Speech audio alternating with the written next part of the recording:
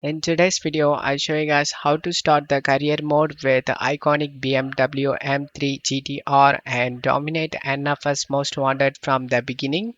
All you have to do is check my video description for this mod, select the download option and select this soft PDF secure download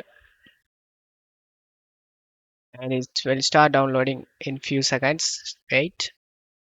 After the download done, select this folder icon. Just right click on the downloaded file and select WinRAR and select extract to. After the extract done, open this MW panel by format C and this will open up like this. Go to profile creator and select category, select the car category you like. I'm going with this bonus car from Quick Race and select this BMW M3 GTR. You can select any other cars you like, but for this tutorial I'm gonna choose this name. Just give it a name you like. I'm gonna name it as new car. The cache you can change it whatever cache you like. I'm gonna keep it as it is and select the create profile option and select OK. And profile new car was successfully created. Click on OK.